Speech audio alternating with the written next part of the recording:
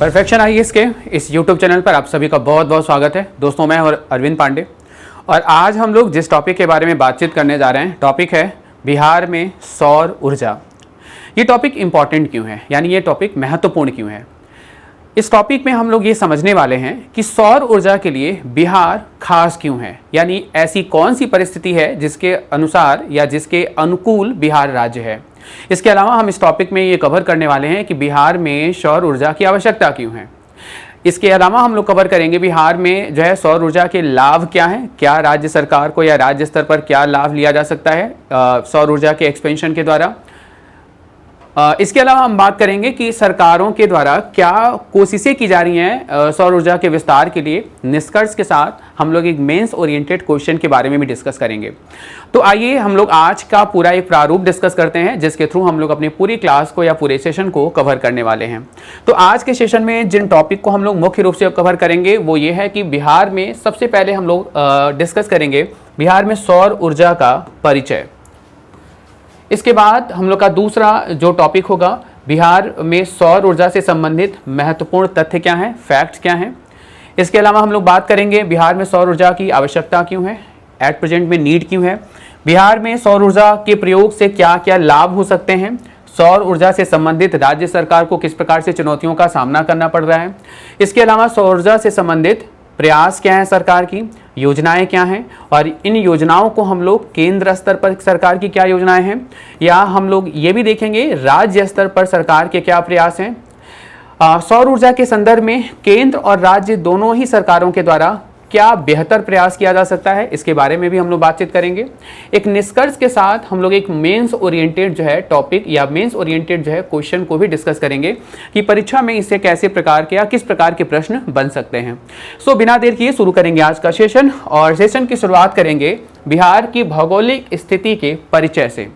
यानी बिहार में सौर ऊर्जा की आवश्यकता है या बिहार के लिए सौर ऊर्जा इंपॉर्टेंस रखता है, वो जो है बिहार की भौगोलिक परिस्थिति पर आधारित है। बिहार की जो भौगोलिक परिस्थिति का विस्तार है, इस विस्तार के अकॉर्डिंग या इस विस्तार के अनुसार बिहार एक उष्ण कटिबंधीय प्रदेश है, और उष्ण कटिबंधीय प्रदेश होने के नाते बिहार में जो सौर ऊर्जा है वो प्रचुर मात्रा में उपलब्ध है। यानी सौर ऊर्जा के मामले में बिहार में जो है प्रचुरता है। अच्छा, एक मिनट में हम लोग ये डिस्कस कर लें कि सौर ऊर्जा दरअसल क्या है।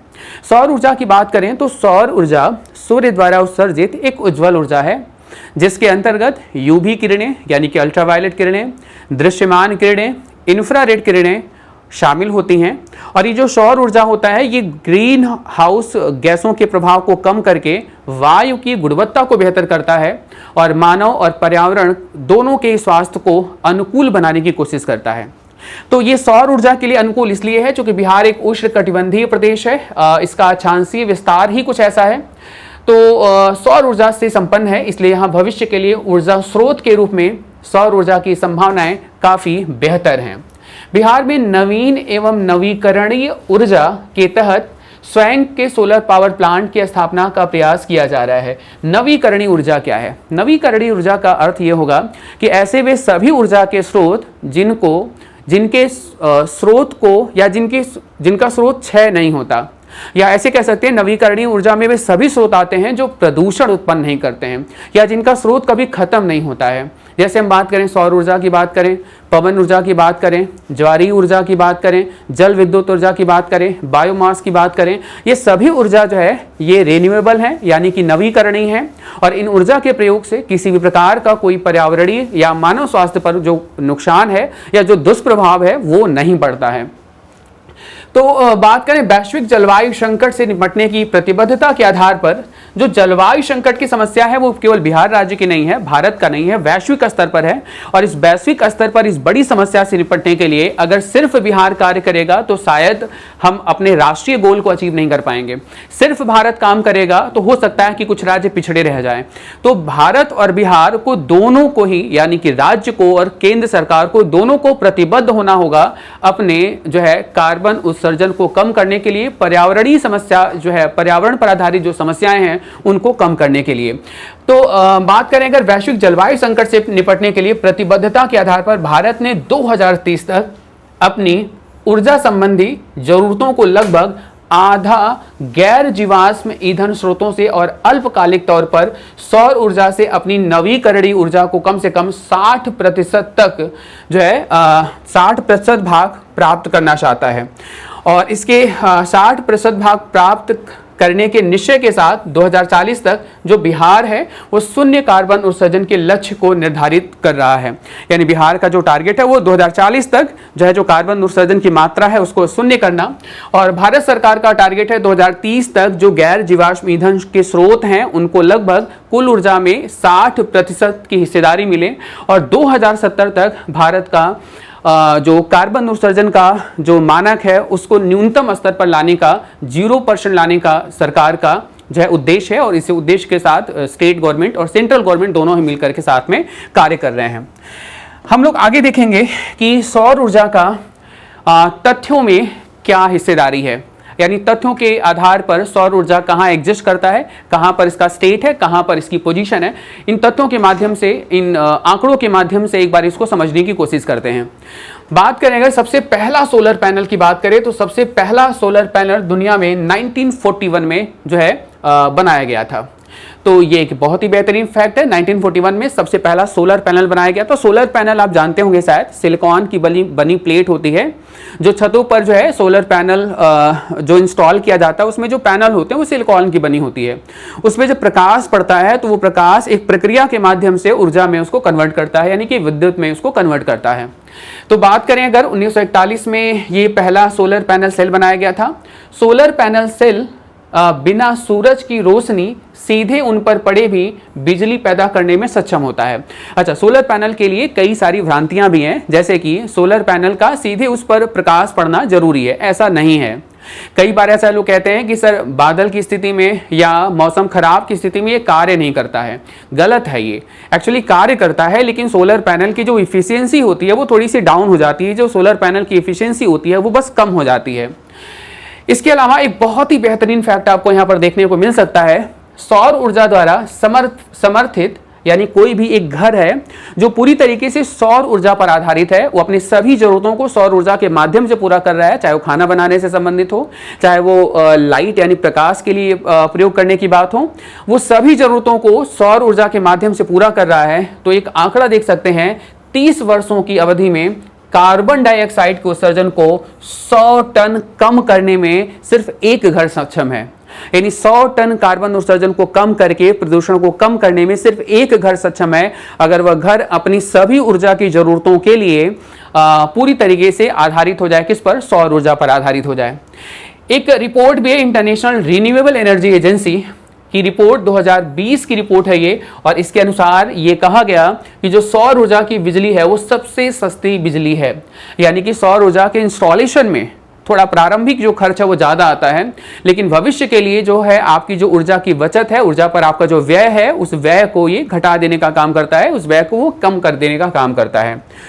एक और रिपोर्ट की बात करें, नूर कॉम्प्लेक्स सौर ऊर्जा फार्म मोरक्को में सहारा रेगिस्तान में स्थित दुनिया का सबसे बड़ा केंद्रित सौर ऊर्जा जो है संयंत्र है। देश 2070 तक शुद्ध शून्य उत्सर्जन रणनीति के साथ कार्य कर रहा है, और भारत का ये जो लक्ष्य है ऊर्जा में वैश्विक नेता बनने का है, यानी अंतर्राष्ट्रीय स्तर पर वर्ल्ड लीडर के रूप में भारत आना चाहता है। और इसके लिए 2070 तक की भारत सरकार की रणनीति है कि जो कार्बन उत्सर्जन है उसकी मात्रा को शून्य किया जाए, यानी कि कम किया जाए। भारत कार्बन डाइऑक्साइड का विश्व का तीसरा सबसे बड़ा उत्सर्जक है। बिजली की मांग के साथ साथ पेरिस समझौते के तहत भारत 2030 तक नवीकरणीय स्रोतों से अपनी ऊर्जा 40% बिजली का उत्पादन करने के लिए प्रतिबद्ध है। और इसके अलावा बात करें, वर्ष 2035 तक देश में सौर ऊर्जा की मांग 7 गुना बढ़ने जाने की पूरी संभावना है। यानी अगर सौर ऊर्जा की मांग 7 गुना बढ़ेगी तो सोचिए आने वाले वर्षों में या आने वाले 10 वर्षों में ये सौर ऊर्जा का जो कारोबार होगा वो कितने बड़े स्तर पर होगा। तो ये कुछ आंकड़ों में हम लोगों ने बात किया कि सौर ऊर्जा कहाँ एग्जिस्ट करता है। अब हम लोग बात करेंगे सौर ऊर्जा के प्रकार, यानी सूर्य के प्रकाश के माध्यम से हम ऊर्जा का जो कन्वर्जन करते हैं वो कितने तरीके से मुख्य रूप से कर सकते हैं। तो बात करेंगे सौर ऊर्जा का जो प्रकार है वो मुख्य रूप से दो प्रकार हैं। एक है सोलर थर्मल के माध्यम से और दूसरा है सोलर फोटोवोल्टिक। सोलर थर्मल को हम सौर तापीय ऊर्जा के नाम से भी जानते हैं और सोलर फोटोवोल्टिक को हम लोग सौर फोटोवोल्टिक ऊर्जा के नाम से जानते हैं। जनरली आपने जो घरों के ऊपर जो सोलर पैनल लगे होते हैं, सिलिकॉन्स के जो प्लेट बने होते हैं, वो जो एक सिस्टम देखते हैं जिसके माध्यम से ऊर्जा को कन्वर्ट किया जाता है, यानी कि विद्युत का उत्पादन किया जाता है, वो दरअसल सिस्टम जो है वो सोलर फोटोवोल्टिक है। और सोलर थर्मल की बात करें तो सोलर थर्मल भी जो है बिजली को उत्पन्न करता है सूर्य के प्रकाश से, लेकिन प्रक्रिया थोड़ी सी अलग होती है। जो सोलर थर्मल है सिस्टम वो तापीय विद्युत, यानी कि वो उष्मा के प्रभाव से, यानी उष्मा के प्रयोग से ही बिजली को उत्पन्न करता है। और वहीं पर बात करें जो सोलर फोटोवोल्टिक है वो सिलिकॉन की प्लेट के माध्यम से एक प्रोसेस के थ्रू बिजली को उत्पन्न करने का कार्य करता है। तो हम बात करें अगर सौर ऊर्जा को बिजली में कन्वर्ट करने के लिए या ऊर्जा में या यूं कह लें विद्युत में कन्वर्ट करने के दो तरीके हैं। पहला हम लोग जो है पहला हम सोलर थर्मल के माध्यम से कन्वर्ट कर सकते हैं और दूसरा सोलर फोटोवोल्टिक यानी सोलर पैनल जो सिलिकॉन की बनी प्लेटें होती हैं उनके प्रयोग से हम सूर्य की रोशनी से ऊर्जा को कन्वर्ट कर सकते हैं। अब हम लोग बात करते हैं अपने विशेष मुद्दे पर, बिहार में सौर ऊर्जा की आवश्यकता क्यों है, ये बिहार पर इतना फोकस क्यों है सौर ऊर्जा, हम इसके बारे में आज चर्चा करेंगे। तो सबसे पहली जरूरत है बिहार में सौर ऊर्जा की, और वो जरूरत ये है क्योंकि पर्यावरण के लिए सौर ऊर्जा बहुत ही महत्वपूर्ण है। अच्छा, एक और बात मैं करना चाहूंगा, इस टॉपिक को जो हम लोग डिस्कस कर रहे होंगे तो साथ साथ हमको पैरेलली दो बातों को लेकर साथ में चलना है। पहला तो बिहार में सौर ऊर्जा की आवश्यकता क्यों है, और दूसरा बिहार में सौर ऊर्जा को अपनाने से लाभ क्या है। हमको पैरेलली दोनों ही बातों को सोचते हुए चलना है, दोनों ही बातों को साथ में डिस्कस करते हुए चलना है। जैसे सबसे पहले बात करें कि सौर ऊर्जा की आवश्यकता पर्यावरण के लिए महत्वपूर्ण है। इसका मतलब कि बिहार में शायद पर्यावरण जो अनवीकरणीय स्रोत ऊर्जा के हैं, यानी जो जीवाश्म ईंधन पर जो ऊर्जा है जैसे पेट्रोल, डीजल, केरोसिन का प्रयोग के माध्यम से हम अधिक ऊर्जा उत्पन्न कर रहे हैं, जिससे हो सकता है कि राज्य में प्रदूषण का स्तर ज्यादा हो, यानी कि प्रदूषण ज्यादा हो। तो हमें सौर ऊर्जा को बिहार में मुख्य रूप से इंप्लीमेंट करने की जरूरत है। और अगर हमने ऐसा किया तो बताइए जो हमारा पर्यावरण है वो पर्यावरण स्वस्थ होगा कि नहीं होगा, यानी हेल्दी इन्वायरमेंट होगा कि नहीं होगा। तो हेल्दी इन्वायरमेंट होना हमारे पर्यावरण का, ये हमारा पर्यावरणीय लाभ होगा अगर हम सौर ऊर्जा को बिहार में इंप्लीमेंट करते हैं। और हम क्यों इसको इंप्लीमेंट कर रहे हैं, क्योंकि हमारे राज्य का जो पर्यावरणीय संतुलन है वो ज्यादा बेहतर नहीं है। एक आंकड़े के अनुसार देखिएगा, प्रदूषण मुक्त प्रकृति के लिए हमको सौर ऊर्जा की आवश्यकता है। और अगर हमने इस सौर ऊर्जा को इंप्लीमेंट किया तो जो है हमारा जो राज्य होगा, हमारे जो जिले होंगे वो प्रदूषण मुक्त होंगे, स्वस्थ होंगे, सुंदर होंगे, बेहतर होंगे। तो बात करें प्रदूषण मुक्त प्रकृति के लिए, बिहार प्रदूषण इंडेक्स के अनुसार अनवीकरणीय ऊर्जा स्रोतों के प्रयोग से उत्पन्न धुआं के कारण वातावरण में घना कोहरा छाने से बिहार की प्रकृति काफी प्रदूषित हो गई है। और इस प्रदूषण का अनुमान आप लगा सकते हैं, भागलपुर देश का 5वां सबसे प्रदूषित शहर बन गया है। और ये आंकड़ा आप देख सकते हैं, भागलपुर की जो वायु गुणवत्ता सूचकांक है वो 222 है, यानी कि 222 है। वायु गुणवत्ता सूचकांक का अर्थ यह है कि वायु में उत्पन्न प्रदूषण के स्तर को मापने का काम करता है। और इस आधार पर जो है जो भागलपुर का वायु गुणवत्ता सूचकांक है वो 222 है, यानी कि 222 है। और इस प्रकार ये 5वां सबसे प्रदूषित शहर है जो है वो राष्ट्र का, यानी कि भारत का। और इसके अलावा बात करें कि जो है सिर्फ भागलपुर ही नहीं, अन्य कुछ स्थानों की बात करें तो ये जो है जैसे कटिहार हो गया, बेतिया हो गया, मुजफ्फरपुर हो गया, सहरसा और बेगूसराय हो गया, यहाँ का भी एयर क्वालिटी इंडेक्स यानी कि जो है जो वायु गुणवत्ता सूचकांक है वो कुछ ज़्यादा बेहतर नहीं दिख रहे हैं। हालांकि राजधानी पटना की बात करें तो राजधानी पटना का भी जो एयर क्वालिटी इंडेक्स है, जो एवरेज इस रिपोर्ट के अनुसार देखी गई थी वो 176 है, जो बताती है कि यहाँ का जो पर्यावरण है वो वास्तव में स्वस्थ पर्यावरण नहीं है या बेहतर पर्यावरण नहीं है। नवीकरणीय ऊर्जा स्रोतों में सौर ऊर्जा बिहार की प्रकृति को प्रदूषण मुक्त करने में सहायक हो सकती है और ये सहायता बिहार अपने लाभ के रूप में देख सकता है। तो आई थिंक ये बात क्लियर हो गई होगी, यहाँ तक इसमें आई थिंक कोई डाउट नहीं होगा। आगे भी हम लोग अपने मुद्दे पर बने रहेंगे, सेम हम लोग का टॉपिक रहेगा और हम लोग कई आधार पर ही देखेंगे कि बिहार में सौर ऊर्जा की आवश्यकता क्यों है। दूसरी आवश्यकता जलवायु परिवर्तन। जलवायु परिवर्तन की जब हम बात करते हैं तो जलवायु परिवर्तन ये कोई क्षेत्रीय मुद्दा नहीं है, ये राज्य स्तर का मुद्दा नहीं है, ये राष्ट्र स्तर पर मुद्दा नहीं है, ये वैश्विक समस्या है और ये वैश्विक समस्या क्षेत्रीय स्तर पर भी काफी हद तक जो है बढ़ चुकी है। तो बात करें एक रिपोर्ट के अनुसार, साउथ बिहार सेंट्रल यूनिवर्सिटी के एनवायरमेंट साइंस डिपार्टमेंट के अनुसार बिहार में 2010 के बाद जो बारिश के परिणाम है उसमें काफी गिरावट आई है। और इसके अलावा बात करें सर्दियों के मौसम में रात का जो तापमान है वो कंटिन्यूअस लगातार जो है वो बढ़ता जा रहा है। तो सर्दियों के तापमान में लगातार बढ़ोतरी और आप देख सकते हैं जो है इस रिपोर्ट के अनुसार 2010 के बाद बारिश के परिणाम में लगातार गिरावट, ये जलवायु परिवर्तन की जो समस्या है बिहार राज्य के लिए ये अनुकूल नहीं है, ये पूरी तरीके से प्रतिकूल है और इसका जो है बुरा प्रभाव पड़ेगा। लेकिन अगर सौर ऊर्जा का हम प्रयोग करते हैं तो एक स्वस्थ जलवायु को हम जो है एक बेहतर जलवायु को हम जो है जनरेट कर सकते हैं और ये जो समस्याएं हैं इनको जो है ठीक किया जा सकता है। इसके अलावा बात करें शून्य कार्बन उत्सर्जन के लक्ष्य को पूरा करने के लिए सौर ऊर्जा एक कार्बन मुक्त ऊर्जा स्रोत है जो बिहार सरकार के 2040 तक शुद्ध शून्य कार्बन उत्सर्जन लक्ष्य तथा भारत को वर्ष 2070 तक कार्बन तटस्थता का लक्ष्य प्राप्त करने में सक्षम होगा और 2030 तक उत्सर्जन को 50% तक जो है कम करने में सक्षम होगा। यानी कि जो आपका सौर ऊर्जा का प्रयोग होगा उस प्रयोग के माध्यम से अगर हम गैर जीवाश्म ईंधन का प्रयोग कम करते हैं और सौर ऊर्जा के प्रयोग को बढ़ाते हैं तो जो कार्बन उत्सर्जन का लक्ष्य है वो बिहार का हो या भारत का हो, इन दोनों ही लक्ष्यों को हम प्राप्त कर सकते हैं। इसके अलावा बात करें अगर सामाजिक प्रगति में सहायक है सौर ऊर्जा का प्रयोग, सबसे पहली बात पलायन को कम करने में यह सहायक हो सकता है। कौन? सौर ऊर्जा। पलायन को कम करने में सहायक कैसे हो सकता है? जर्नल ऑफ माइग्रेशन अफेयर्स की एक रिपोर्ट के अनुसार बात करें तो बिहार से दूसरे राज्यों में जाने वाले लोग लगभग 55% लोग ऐसे हैं जो रोजगार की खोज में पलायन कर जाते हैं। अभी सौर ऊर्जा पलायन को कैसे रोक सकता है? अब आप सोचिए कि बिहार राज्य से 55% लोग अन्य राज्यों में रोजगार की तलाश में चले जा रहे हैं और अगर सौर ऊर्जा का स्कोप बढ़ता है तो सौर ऊर्जा में रोजगार की संख्या भी बढ़ेगी कि नहीं बढ़ेगी? सौर ऊर्जा के इंस्टॉलेशन से लेकर के सौर ऊर्जा में स्किल प्रोग्राम से लेकर के सौर ऊर्जा के इक्विपमेंट की सप्लाई से लेकर के ये एक जो पूरा चेन बनेगा, एक पूरा बाजार बनेगा, इसमें बिहार के युवाओं को एक बेहतर रोजगार की संभावना दिख सकती है या बेहतर रोजगार की संभावना आपको मिलेगी। तो जो है बिहार में जो पलायन की जो समस्या है इस प्रतिशत में, ये जो 55% है, इस प्रतिशत में भी गिरावट देखने को मिल सकती है अगर सौर ऊर्जा का हम बड़े स्तर पर इंप्लीमेंटेशन का कार्य करें। इसके अलावा बात करें महिला स्वास्थ्य में सहायक, और महिला स्वास्थ्य में सहायक ये किस प्रकार से सौर ऊर्जा हो सकता है इसको बहुत बाखूबी तरीके से समझ सकते हैं आप।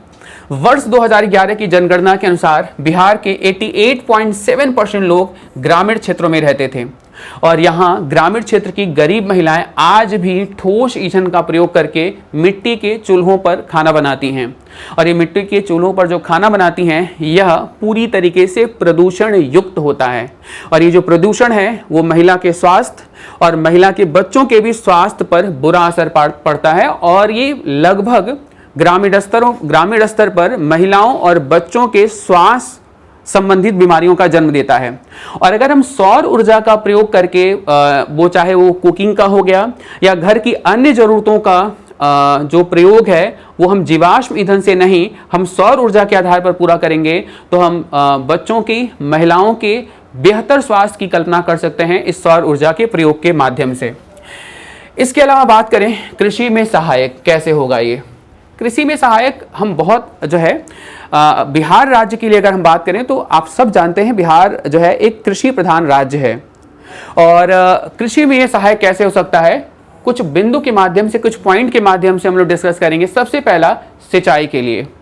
अब कृषि में सिंचाई एक बहुत बड़ा मुद्दा है और जो किसान है वो कृषि क्षेत्र में सिंचाई की समस्या को दूर करने के लिए वो जिन विकल्पों को अपनाता है वो विकल्प पूरी तरीके से आधारित होते हैं पेट्रोल पर, डीजल पर या अन्य ऊर्जा के स्रोत पर। अब आप बताइए, पेट्रोल, डीजल या अन्य जो स्रोत हैं सिंचाई के लिए, क्या वे स्रोत सस्ते हैं क्या? पहली बात तो वो स्रोत महंगे हैं, और दूसरी बात कि जो है वह पर्यावरण को प्रदूषित करने वाले हैं। लेकिन अगर सिंचाई के लिए किसान सोलर पंप का प्रयोग करता है या सोलर पंप के माध्यम से सिंचाई का काम करता है तो वो दो फायदे साथ साथ लेकर के आएगा।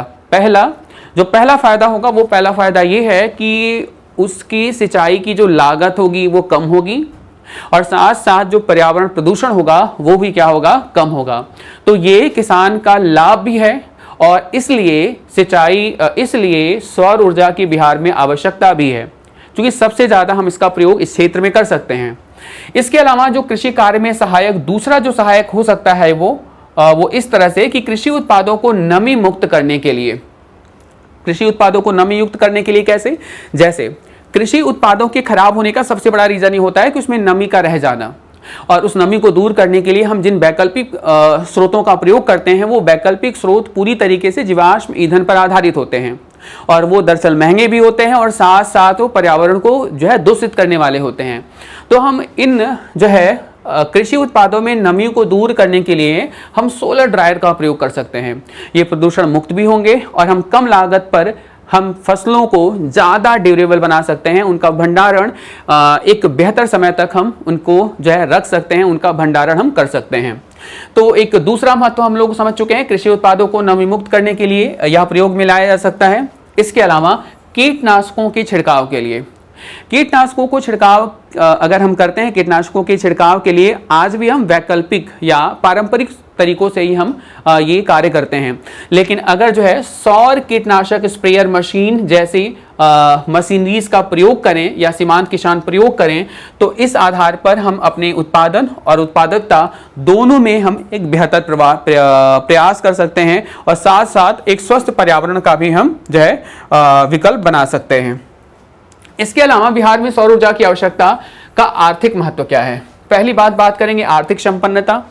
आर्थिक संपन्नता कैसे? नीति आयोग द्वारा जारी बहुआयामी गरीबी सूचकांक एक इंडेक्स आया था 2021 में पब्लिश हुआ था ये, और इसके अनुसार बिहार की जनसंख्या में 51 यानी 51.91% जो है लोग वह बहुआयामी रूप से गरीब है, यानी एक से अधिक आधार पर वह व्यक्ति गरीब की दशा में है, यानी कि अपने जो बेसिक जो रिक्वायरमेंट है उसको पूरा नहीं कर पा रहा है। तो अब ये सौर ऊर्जा की आवश्यकता कैसे होगी? अब जब सौर ऊर्जा को हम अगर बिहार में इंप्लीमेंट करते हैं, राज्य स्तर पर इसको बड़े स्तर पर इंप्लीमेंट करेंगे, तो ये जो गरीब जनसंख्या है, या हम यूँ कह लें कि जो जनसंख्या बहुल्य जो क्षेत्र है, उन क्षेत्रों को रोजगार मिलेगा, और ये रोजगार प्रति व्यक्ति आय को बढ़ाएगा। और अगर प्रति व्यक्ति आय बढ़ाता है तो जो है राज्य में या व्यक्तिगत स्तर पर, पारिवारिक स्तर पर आर्थिक संपन्नता देखने को मिल सकती है।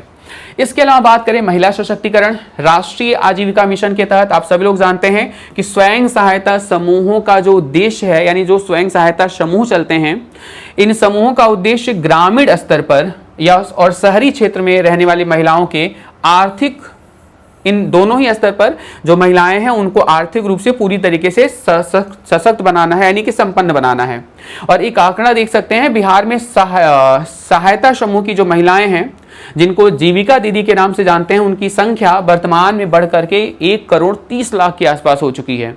और अगर हम बात करें कि संख्या 1,30,00,000 के आसपास हो चुकी है, तो ये सभी जीविका दीदी जिन भी क्षेत्रों में उत्पादन करती हैं, चाहे वो मोमबत्ती बनाती हैं, चाहे वो अगरबत्ती बना रही हैं, चाहे वो अचार, पापड़, मुरब्बा या किसी भी क्षेत्र में उत्पादन का कार्य कर रही हैं, तो वो ऊर्जा का जो प्रयोग कर रही होंगी वो वैकल्पिक प्रयोग कर रही होंगी।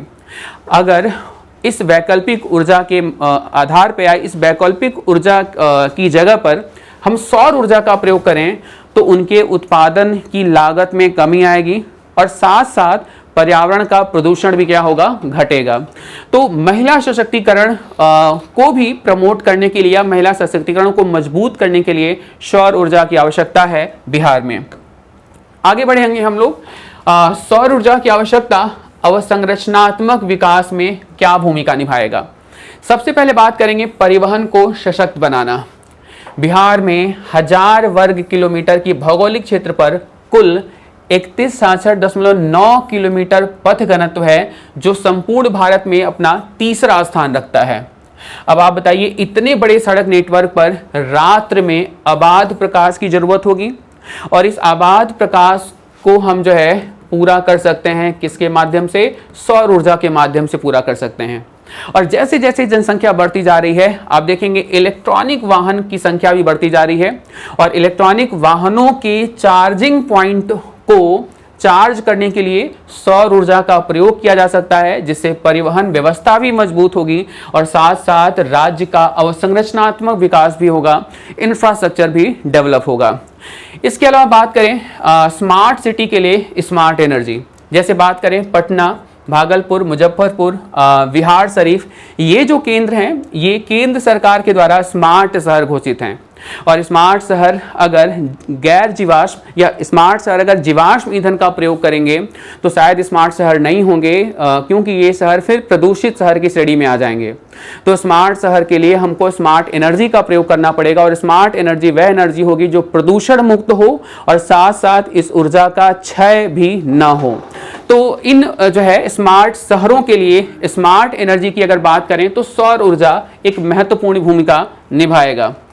इसके अलावा बात करें अगर हम लोग, तो ये कुछ मुद्दों पर हम लोगों ने बात किया, बिहार में आवश्यक क्यों है सौर ऊर्जा, इन सभी मुद्दों पर हम लोगों ने बात किया। प्रदूषण मुक्त प्रकृति के लिए आवश्यक है, जलवायु परिवर्तन में सहायक है, शून्य कार्बन उत्सर्जन में सहायक है, सामाजिक प्रगति में सहायक, जैसे पलायन को कम करना, महिला स्वास्थ्य में संवर्धन के लिए, कृषि कार्य में किस प्रकार से सहायक होगा, सिंचाई के लिए, इसके अलावा कृषि उत्पादों में नमी को मुक्त करने के लिए, कीटनाशकों के छिड़काव के लिए, आर्थिक महत्व हम लोगों ने बात किया, आर्थिक संपन्नता के लिए, बिहार में महिला सशक्तिकरण के लिए, और अवसंरचनात्मक विकास की भूमिका में सौर ऊर्जा किस प्रकार से सहायक है, ये हम लोगों ने बात किया।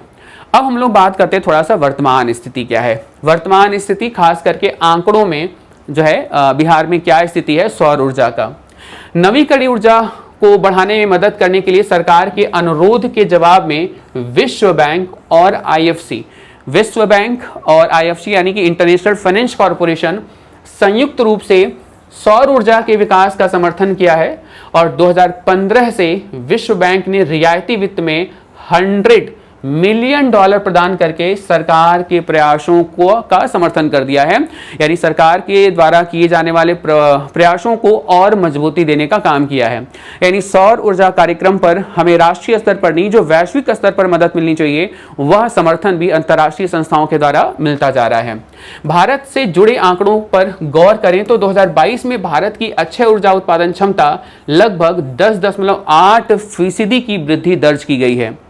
इसके अलावा बात करें, जब उत्पादन क्षमता 2021 में बात करें तो 1,47,122 मेगावाट थी 2021 में, जो बढ़कर 2022 में 1,62,963 मेगावाट पर पहुंच चुकी है। और सौर ऊर्जा की उत्पादन क्षमता की बात करें तो 2021 में 49,684 मेगावाट थी, जो 2022 में 63,146 मेगावाट तक पहुंच चुकी है। यानी कि जो सौर ऊर्जा की मांग है, जो बढ़ती मांग है, वो हम इन आंकड़ों के माध्यम से देख सकते हैं कि अगर ये मांग ऐसे बढ़ेगी तो इस क्षेत्र में जो स्कोप होगा वो और बेहतर होगा, यानी जो स्कोप होगा वो और जो है बेहतर हो सकता है। इसके अलावा बात करें, बिहार आर्थिक सर्वेक्षण 2022 और 23 के अनुसार राज्य में बिजली की अनुमति चरम मांग में वृद्धि हुई है, जो 17-18 में 4,965 मेगावाट से बढ़ करके 21-22 में 6,475 मेगावाट हो गई। और ये 4 वर्षों में ही आप देखेंगे 30.4% की जो है 30.4% से अधिक की वृद्धि को दिखाता है। इसके अलावा बात करें, राज्य में ऊर्जा की प्रति व्यक्ति जो खपत है 2017-18 के दौरान 280 किलोवाट प्रति घंटा से बढ़कर 2021-22 में यह 350 किलोवाट प्रति घंटा हो गई। पटना के पाटलिपुत्र में सोलर पावर सेंटर में बिजली के बढ़ते बोझ को कम करने में सौर ऊर्जा के योगदान से संबंधित बिहार के डीलर्स को लगातार प्रशिक्षण दिया जा रहा है। लगातार इसके विस्तार के लिए राज्य सरकार कोशिशें करती जा रही है। तो ये कुछ वर्तमान स्थितियां हैं जो बिहार में ये बता रही हैं कि कैसे अधिक मांग को सरकार के द्वारा पूर्ति के माध्यम से समर्थन किया जाता रहा है या किया जा रहा है। बिजली की खपत की बात करें तो बिहार के जिलों में थोड़ी विविधता आपको देखने को मिलेगी और ये विविधता को आप इन आंकड़ों में देख सकते हैं। 2020-21 में जहां पटना में 521.1 करोड़ यूनिट बिजली की खपत थी, वहीं दूसरी ओर शिवहर, अरवल और शेखपुरा जैसे जिले भी हैं जहां पर वार्षिक जो खपत है वो 25 करोड़ यूनिट से भी कम रहा है। बात करें अगर वर्तमान में solar energy corporation of India की बात करें तो इसके साथ हुए करार के तहत बिहार को 760 मेगावाट वर्तमान में बिजली मिल रही है। इसके अलावा बात करें ग्राम का भी एक जिक्र है। धरनाई ग्राम पंचायत के प्रयासों से 75% घरों में माइक्रो सोलर ग्रिड से बिजली की आपूर्ति की जा रही है। इस गांव में 2 स्कूल फिलहाल चल रहे हैं, एक स्वास्थ्य केंद्र है, एक किसान ट्रेनिंग सेंटर गांव है जो गांव में ही उत्पादित सौर ऊर्जा की बिजली से पूरी तरीके से जगमगा रहा है या चल रहा है। ये रहा हम लोगों का जो है बिहार में सौर ऊर्जा से संबंधित आंकड़े क्या हैं, या हम जो है जो जीवाश्म ईंधन पर हम जो ऊर्जा की खपत कर रहे हैं उनसे संबंधित क्या आंकड़े हैं, क्या स्कोप था। अब अगर हम बात करें इस सौर ऊर्जा को बिहार में अगर धरातलीय स्तर पर जो है अगर इसको इम्प्लीमेंट किया जाए तो क्या प्रमुख समस्याएं राज्य सरकार के समक्ष आ सकती हैं, यानी बिहार में सौर ऊर्जा से संबंधित सरकार को किन विशेष चुनौतियों का सामना इन फ्यूचर भविष्य में करना पड़ सकता है। और वो जो सबसे पहली समस्या है वो है भूमि का अधिग्रहण। अब आप देखेंगे बिहार एक कृषि प्रधान राज्य है जहां पर आप देखेंगे 91% जो किसान है उसके पास 1 हेक्टेयर से कम की भूमि है।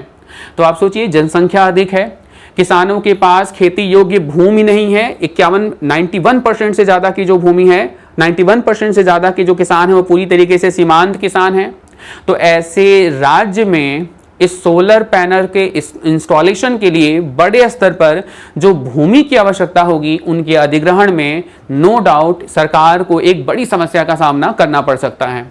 इसके अलावा बात करें वैश्विक आपूर्ति श्रृंखला की बाधा। बिहार में सौर ऊर्जा संसाधन के पर्याप्त उपलब्धता के बावजूद भी इसमें उपयोग होने वाले संयंत्रों के एवं उपकरणों की कमी है। और अगर इसको हम धरातलीय स्तर पर हो सकता है इसको हम इंप्लीमेंट करना चाहें और बड़े स्तर पर अगर इंप्लीमेंट करना चाहें तो जो आपूर्ति है, चूंकि आपूर्ति बिहार की हम बात नहीं कर रहे हैं, हम भारत की बात कर रहे हैं, तो भारत भी सौर ऊर्जा के उपकरणों पर पूरी तरीके से आयातित यानी पूरी तरीके से बेस्ड है ऑन इंपोर्ट। तो आप सोचिए कि अगर इतने बड़े स्तर पर मांग होगी तो क्या अंतर्राष्ट्रीय संस्थाएं या अंतर्राष्ट्रीय कंपनियां क्या हमारी मांग को सही समय पर आपूर्ति कर पाएंगी, क्या वो पूरा कर पाएंगी। ये भी एक सरकार को जो है चैलेंज फेस करना पड़ सकता है।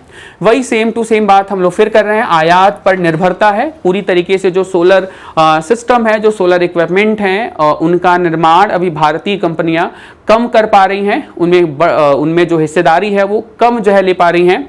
तो हमको पूरी तरीके से इंपोर्ट पर आधारित रहना है और ये आयात पर निर्भरता जो होगा वो राज्य सरकार की बात करें चाहे भारत सरकार की बात करें, ये दोनों ही सरकारों के राजकोषीय स्वास्थ्य को खराब करने का कार्य करेगा। और राजकोषीय स्वास्थ्य का खराब होना भी ये ठीक नहीं है, तो शायद सरकार को इस स्तर पर भी कुछ चुनौतियों का सामना करना पड़े।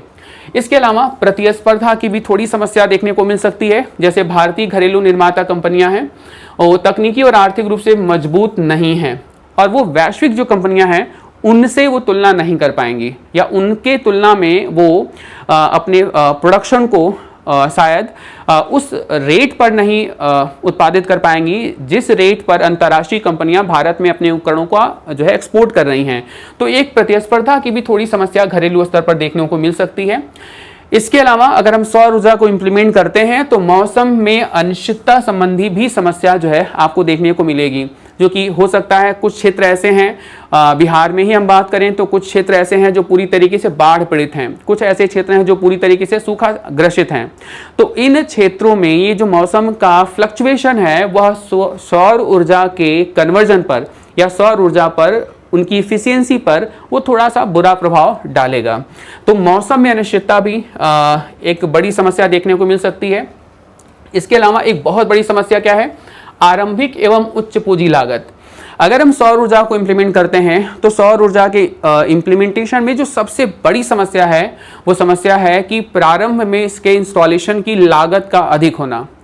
और हालांकि आने वाले 40 वर्षों में ये जो है आप अगर एक लॉन्ग टर्म के ड्यूरेशन में अगर आप तुलना करेंगे तो वो आप अन्य जो स्रोत ऊर्जा का प्रयोग कर रहे हैं उससे ये सस्ती है, लेकिन इंस्टॉलेशन की लागत अधिक होने के नाते आपको जो है प्रमुख जो है ये समस्या का सामना करना पड़ सकता है। आप एक एग्जाम्पल के तौर पर देख सकते हैं, हमारे जो है केंद्र सरकार के द्वारा राज्य स्तर पर भी एक सौभाग्य योजना चलाई गई थी, और उसका रीजन यही था कि लोग बिजली का प्रयोग तो करना चाहते थे लेकिन लोग कनेक्शन नहीं लेना चाहते थे। और कनेक्शन लेने का रीज़न ये था कि अगर आप बिजली का कनेक्शन ले रहे हैं तो आपको मीटर भी लगवाना पड़ेगा, और मीटर का पूरा खर्चा वो 2000, 3000, 4000 ऐसे करके अलग अलग राज्यों के आधार पर बिजली कंपनियां चार्ज करती थी। तो अभी सरकार सौभाग्य योजना के अंतर्गत जो है वो फ्री में आपको बिजली का कनेक्शन दे रही है। तो मुझे लगता है बहुत आसानी से किसान या निचले तबके का व्यक्ति भी बिजली के कनेक्शन को ले रहा है, और वो हालांकि जो मंथली यूनिट पर जो खर्चा आ रहा है वो किसान देने के लिए तैयार है। तो शायद जो है ये जो लागत की प्रारंभिक लागत की समस्या है, ये समस्या सॉल्व हो सकती है अगर प्राइमरी इंस्टॉलेशन पर राज्य सरकार और केंद्र सरकार या चाहे दोनों ही मिल करके हमको कुछ रियायत देने का काम करें या कुछ अनुदान देने का काम करें, तो ही ये धरातल स्तर पर उतर सकता है। वरना ये सामान्य व्यक्ति के लिए या किसान के लिए इस सोलर पैनल का इंस्टॉलेशन करना शायद ये बहुत ज़्यादा जो है कुशल नहीं होगा। इसके अलावा बात करें, आज भी अकुशल मानव संसाधन है, यानी कि अगर हम सोलर पैनल इंस्टॉलेशन को और तेज़ी से विस्तार करना चाहते हैं तो आज भी स्किल ट्रेनिंग का अभाव है, और आपको एक बड़े स्तर पर राज्य के और देश के लोगों को ट्रेन करना पड़ेगा ताकि इस क्षेत्र में लोग जो है इस क्षेत्र को और विस्तार करने का काम करें। और आपके साथ एक प्रॉब्लम जो है मानव संसाधन की आ सकती है। वर्तमान में अनस्किल्ड मानव संसाधन अधिक है इस क्षेत्र की अगर हम बात करें तो ये जो है कुछ चुनौतियों की बात हम लोगों ने किया जो सरकार को जो है धरातल स्तर पर सामना करना पड़ सकता है सोलर ऊर्जा के इंस्टॉलेशन में। उसमें से हम लोगों ने बात किया, भूमि अधिग्रहण की समस्या आ सकती है, वैश्विक आपूर्ति श्रृंखला की बाधा की समस्या आ सकती है, आयात पर निर्भरता होने की वजह से कुछ दिक्कतें आएंगी, प्रतिस्पर्धा की कमी होने के कारण जो है कीमतों के साथ कुछ आपको दांव पेच जो है समस्या आएंगी। इसके अलावा मौसम में अनिश्चितता के कारण भी कई बार जो है सोलर पैनल लोग इंस्टॉल नहीं करवाना चाहते हैं। इसके अलावा इस सोलर पैनल के इंस्टॉलेशन में आरंभिक एवं जो है प्रारंभिक जो उच्च पूंजी की लागत है इंस्टॉलेशन की, यह भी एक बाधा उत्पन्न कर सकती है। और भारत में आज भी अकुशल मानव संसाधन है। कई बार अगर हम इंस्टॉलेशन करा लिए और उसमें अगर कोई प्रॉब्लम आ रही है, कोई ग्लिच आ रहा है, कोई समस्या आ रही है, तो हो सकता है उस समस्या को आप 1 घंटे, 2 घंटे, 6 घंटे में सॉल्व ना करा पाएं। हो सकता है उसको सॉल्व करने में शायद महीनों भी लग जाएं। तो ये अकुशल मानव संसाधन की भी आपको समस्या देखने को मिलेगी। अब हम लोग आते हैं सौर ऊर्जा से संबंधित सरकार के प्रयास या सरकार की योजनाएं, जिन योजनाओं के माध्यम से सरकार सौर ऊर्जा के विस्तार का कार्य कर रही है, सौर ऊर्जा को विस्तारित करने का काम कर रही है। तो इन योजनाओं को हम 2 तरीके से समझेंगे। पहला हम लोग केंद्र के स्तर पर जानेंगे और दूसरा हम लोग इसको समझने का काम करेंगे राज्य के स्तर पर। तो सबसे पहले समझते हैं कि केंद्र सरकार की योजनाएं क्या है, यानी कि राष्ट्रीय योजनाएं क्या हैं। तो राष्ट्र के स्तर पर सबसे पहली योजना है, नाम है राष्ट्रीय सौर ऊर्जा मिशन। और इस राष्ट्रीय सौर ऊर्जा का जो मिशन, इस मिशन का जो लक्ष्य है वह बड़े स्तर पर परिनियोजन लक्ष्य, महत्वपूर्ण अनुसंधान एवं विकास तथा महत्वपूर्ण कच्चे माल विचार तथा उत्पादों के घरेलू उत्पादन के माध्यम से देश में सौर ऊर्जा की रचना की लागत को कम करना है। यानी राष्ट्रीय सौर ऊर्जा मिशन का सिर्फ एक लक्ष्य है कि सौर ऊर्जा के उत्पादन या सौर ऊर्जा के इंस्टॉलेशन में जो लागत है उसको कम किया जाए, रिसर्च एंड डेवलपमेंट बेहतर किया जाए, लोगों को स्किल किया जाए, ट्रेन किया जाए, ताकि लोग जो है इस क्षेत्र को और बेहतर विस्तार दे पाए। इसके अलावा बात करें तो केंद्र स्तर पर एक दूसरी योजना है प्रयास योजना, जिसके अंतर्गत भारत सरकार ने सोलर पैनल निर्माण उद्योग को 210 अरब रुपए की सरकारी सहायता देने की योजना बनाई है। और इस योजना के तहत सरकार ने वर्ष 2030 तक कुल ऊर्जा का 40% हरित ऊर्जा से प्राप्त करने का लक्ष्य रखा है। इसके अलावा बात करें राष्ट्रीय योजना के अंतर्गत एक महत्वपूर्ण योजना है ये सोलर रूफटॉप योजना। और यह योजना केंद्र सरकार द्वारा नागरिकों को कम दाम पर बिजली मुहैया कराने के लिए शुरू की गई है, जिसके माध्यम से लोगों को अक्षय ऊर्जा यानी कि जो नवीकरणीय ऊर्जा है के उपयोग को प्रोत्साहित किया जाएगा। और इस योजना के तहत नागरिकों को सोलर रूफटॉप इंस्टॉलेशन पर सब्सिडी भी प्रदान किया जाएगा, यानी अनुदान भी केंद्र सरकार के द्वारा दिया जाएगा। ये एक महत्वपूर्ण योजना है केंद्र सरकार का और है पीएम कुसुम योजना। केंद्र की इस योजना के तहत राज्य के किसानों को अपने खेतों में सोलर पंप सेट लगाने के लिए सरकार आपको 60% सब्सिडी भी देगी और साथ साथ आपको 30% तक जो है वो आपको बैंक ऋण जो है प्रोवाइड किया जाएगा। यानी 60, 30, 90 आपको केवल 10% की लागत से आप अपने खेतों में सिंचाई के लिए सोलर पंप जो है वह इंस्टॉल करवा सकते हैं, लगा सकते हैं। अब हम लोग बात करेंगे बिहार सरकार की क्या योजनाएं हैं या बिहार सरकार सौर ऊर्जा की प्रगति के लिए क्या प्रयास कर रही है। तो सबसे पहले बात करें, सरकार की प्रमुख योजना है ग्रामीण सोलर लाइट योजना। ग्रामीण सोलर लाइट योजना की बात करें तो ये दरअसल बिहार सरकार के 7 निश्चय योजना पार्ट 2 का एक भाग है, जिसके अंतर्गत ग्रामीण सोलर लाइट योजना के अंतर्गत सरकार 2000 करोड़ रुपए का बजट निर्धारित किया था। इसके तहत बिहार के लगभग सभी गांवों में सोलर स्ट्रीट लाइट लगाए जाने का प्राविधान था। इससे न सिर्फ गांवों की सड़कें चमकेंगी बल्कि बिजली की भी बचत होगी और साथ साथ अंधेरे के कारण जो समस्याएं हैं या अंधेरे के कारण जो सड़क पर दुर्घटना की समस्याएं हैं, उन दुर्घटना की समस्याओं में भी आपको कमी देखने को मिलेगी। तो ये राज्य सरकार की पहली योजना है जो सोलर ऊर्जा को या सौर ऊर्जा को प्रमोट करती है। इसके अलावा बात करें, दूसरी प्रमुख योजना है फ्लोटिंग सोलर प्लांट। ये जो फ्लोटिंग सोलर प्लांट है दरअसल ये जल के ऊपर यानी पानी के ऊपर लगाया जाता है। ये दरअसल ये योजना उस क्षेत्र के लिए ज़्यादा कारगर होगी जहां पर वर्ष भर जल जमाव की स्थिति रहती है। तो उन जो है हम पानी के ऊपर इसको इंस्टॉल कर सकते हैं और जल में हम जो है मत्स्य पालन जैसे भी कार्यक्रम कर सकते हैं, उत्पादन का कार्य, और साथ में हम एक स्वच्छ ऊर्जा का उत्पादन भी कर सकते हैं। तो फ्लोटिंग सोलर प्लांट सरकार कहाँ लगा रही है? दरभंगा के कादिराबाद के तालाब पर फ्लोटिंग सोलर प्लांट से लगभग वर्तमान में 1.6 मेगावाट बिजली जो है वर्तमान में जनरेट हो रही है और इससे तालाब में मछली उत्पादन यानी मत्स्य पालन पर किसी प्रकार का कोई असर नहीं पड़ेगा। बिजली जनरेट हो रही है, इससे तालाब में से मछली उत्पादन पर कोई असर नहीं पड़ेगा और पानी के ऊपर स्वच्छ ऊर्जा का उत्पादन भी होता रहेगा। और ये पूरी जो जिम्मेदारी है ये ब्रेडा कंपनी ने लिया हुआ है। अगले 25 वर्षों तक इसी प्लांट के पूरी तरीके से देख रेख का कार्य होगा। ब्रेडा कंपनी जो है ये बिहार की कंपनी है जो पूरी तरीके से रीन्यूएबल एनर्जी यानी कि जो नवीकरणीय ऊर्जा के सभी स्रोत हैं उन सभी स्रोतों पर रिसर्च एंड डेवलपमेंट करना, उनकी लागत को कैसे कम किया जा सकता है, इसके बारे में ब्रेडा रिसर्च करने का काम करती है। तो ये दूसरी फ्लोटिंग सोलर प्लांट योजना है। इसके अलावा बात करें हम लोग जल जीवन हरियाली मिशन। जल जीवन हरियाली मिशन की बात करें तो जल जीवन हरियाली मिशन के तहत लखीसराय में कजरा सोलर पावर प्लांट पर जो है काम वर्तमान में शुरू हो चुका है और इससे 250 मेगावाट बिजली वर्तमान में 250 मेगावाट बिजली उत्पादन होगा। Bihar renewable energy development agency Breda को हम कहते हैं Bihar renewable energy development agency. इसका काम वही है कि रिन्यूएबल एनर्जी के संदर्भ में बिहार में रिसर्च एंड डेवलपमेंट करना और जितने भी क्षेत्र हैं उन क्षेत्रों में कम लागत पर कैसे उत्पादन करें, इस क्षेत्र में ये पूरी तरीके से काम करता है।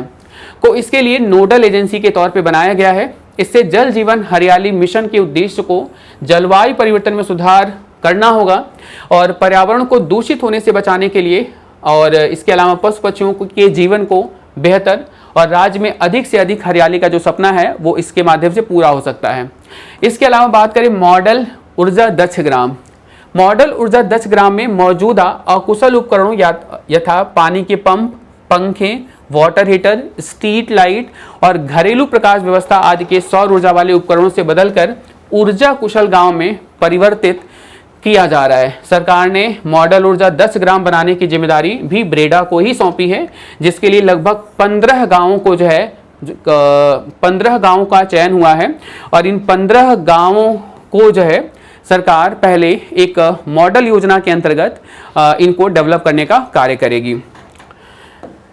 इसके अलावा बात करें क्लाइमेट चेंज लर्निंग लैब पर सरकार काम कर रही है, जिसमें बिहार राज्य प्रदूषण नियंत्रण परिषद की ओर से यूरोपियन यूनियन और जर्मनी की संस्था JIT द्वारा स्थापित लैब जलवायु परिवर्तन के विभिन्न पहलुओं पर आम जनता को विशेषकर बात करें स्कूली बच्चों को जागरूक करेगी, जिससे भविष्य में जलवायु परिवर्तन के प्रति लोग जो है जागरूक होंगे, जलवायु परिवर्तन के प्रति, जलवायु परिवर्तन के प्रति लोगों का जो सोच होगा वो सकारात्मक होगा। इसके अलावा बात करें 24/7 हरित ऊर्जा की बात, बिहार अपने पर्यटन शहरों जैसे राजगीर, बोध गया को 24/7 24/7 हरित ऊर्जा प्रदान करने वाला देश का पहला राज्य होने का अनूठा गौरव प्राप्त करेगा। इसके लिए भारत के सौर ऊर्जा निगम ने केंद्र सरकार के साथ एक बिजली बिक्री समझौता किया है, जिससे राजगीर तथा बोध गया को निर्बाध बिजली आपूर्ति के साथ प्रदूषण स्तर को कम करने के लिए और पर्यटन को बढ़ावा देने के लिए राज्य सरकार और केंद्र सरकार दोनों ही अपने स्तर पर मिलकर काम करेंगे। एक और महत्वपूर्ण योजना है, सरकारी भवनों में सौर ऊर्जा को इंस्टॉल किया जाएगा और ये मुख्यमंत्री आवास के साथ साथ सभी सरकारी भवनों पर वर्तमान में सौर ऊर्जा से संबंधित उपकरण लगाने का कार्य वर्तमान में प्रगति पर है और जिससे पर्यावरण भी स्वच्छ रहेगा, पैसों की बचत होगी और साथ साथ आम जन जो हैं यानी सामान्य नागरिक हैं वह भी इसे देख करके आने वाले समय में अनुकरण करेंगे, इसकी कॉपी करेंगे। तो ये रहा राज्य सरकार की कुछ प्रमुख योजनाएं जो बिहार में सौर ऊर्जा को प्रमोट करने के लिए, सौर ऊर्जा के कार्यक्रम को विस्तार देने के लिए लगातार जो है वो कार्य कर रहे हैं। आगे बात करें हम लोग भविष्य की राह जो है सौर ऊर्जा पर राज्य स्तर पर क्या हो सकता है, तो सबसे पहले बात करें सौर ऊर्जा पार्कों की स्थापना का प्रयास किया जा रहा है और अन्य जो है और इसको और बेहतर किया जा सकता है आने वाले समय में।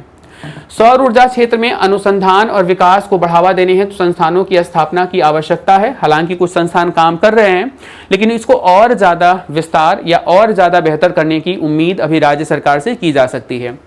इसके अलावा बात करें नीति निर्धारण और कार्यान्वयन के सुदृढ़ीकरण हेतु रूपरेखा निर्धारित किया जाए, यानी प्लानिंग पर एक बेहतर काम किया जाए जिससे हम कम समय में अपने पूरे गोल को अचीव कर सकते हैं। मानव संसाधन का कौशल विकास किया जाए, यानी कि हमें स्किल डेवलपमेंट पर ज़्यादा ध्यान देना होगा। अगर स्किल डेवलपमेंट सौर ऊर्जा के क्षेत्र में नहीं होगा तो अकुशल मानव संसाधन कभी भी इस क्षेत्र को आगे नहीं बढ़ा सकते हैं। सौर ऊर्जा परियोजनाओं के लिए अवसंरचनात्मक दर्जा कर मुक्त सोलर बॉन्ड जारी करके दीर्घकाल के लिए फंड उपलब्ध कराया जा सकता है इन फ्यूचर। बुनियादी ढांचा मजबूत करने की और बेहतर जरूरत है। विश्व बैंक से सोलर पार्कों की स्थापना हेतु सहयोग समझौता लाभकारी होगा, यानी हम अगर वर्ल्ड बैंक के स्तर पर भी अगर बात करें, अगर राज्य सरकार वर्ल्ड बैंक से सहायता लेना चाहे और अगर वर्ल्ड बैंक बिहार राज्य में सौर ऊर्जा पार्कों को लेकर के अगर आने वाले समय में डेवलपमेंट करना चाहती है तो ये बिहार राज्य के लिए और ज़्यादा लाभकारी होने की उम्मीद है और ज़्यादा लाभकारी होगा। तो ये रहा आज का पूरा हम लोगों का सेशन और अब हम लोग पहुँच चुके हैं निष्कर्ष की तरफ। निष्कर्ष की अगर हम लोग बात करें तो बिहार की जो बढ़ती आबादी है वो तेजी से जो विकास हो रहा है, ऊर्जा की जो मांग है वो कंटिन्यूअस बढ़ती जा रही है और अगर ऊर्जा आवश्यकता बढ़ने के साथ साथ जीवाश्म ईंधन पर निर्भरता अगर जीवाश्म ईंधन पर निर्भरता बनी रही तो ये प्रदूषण और जलवायु संकट दोनों को क्या करेगा, बढ़ाएगा। क्योंकि सौर ऊर्जा अत्यंत विशाल भंडार बिहार को उपलब्ध है। यह बिहार के सामाजिक, आर्थिक और बुनियादी ढांचे का विकास कर गरीब मध्यम वर्ग के लोगों का जीवन स्तर में एक सकारात्मक सुधार कर रहा है।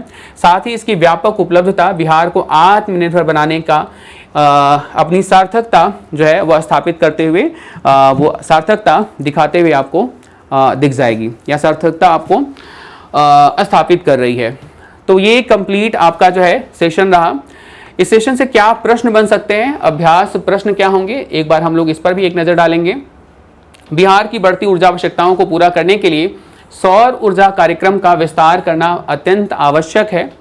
इस बात से आई थिंक आप सहमत होंगे। इस कथन से पूछा जा रहा है, वही क्वेश्चन पूछा जा रहा है कि आप कहाँ तक सहमत हैं। इस प्रश्न के उत्तर में आपको यही लिखना है। सबसे पहले आप इंट्रोडक्शन जब लिखेंगे यानी कि जब परिचय लिखेंगे तो आप सौर ऊर्जा की परिभाषा के साथ इस प्रश्न की शुरुआत करेंगे और बिहार की बढ़ती ऊर्जा आवश्यकता को पूरा करने के लिए तो आप इसके बाद फिर हम लोगों ने जिस टॉपिक को पढ़ा था, इंट्रोडक्शन लिखने के बाद आपको लिखना है सौर ऊर्जा की आवश्यकता आखिर में बिहार को क्यों है।